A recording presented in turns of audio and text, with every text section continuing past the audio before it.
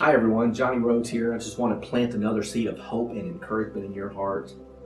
Here in John chapter 1, verse 16 and 17.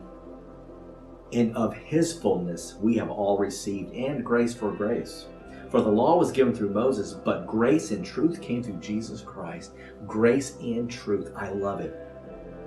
We have all received, and grace for grace. That actually means grace upon grace. Grace upon grace upon grace upon grace upon grace. It's a grace that never runs out. It's eternal, unconditional, unlimited. Thank you, Jesus. And all I have to do is step into it and receive it by faith.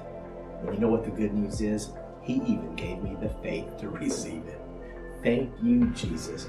You are blessed. Receive of his grace today.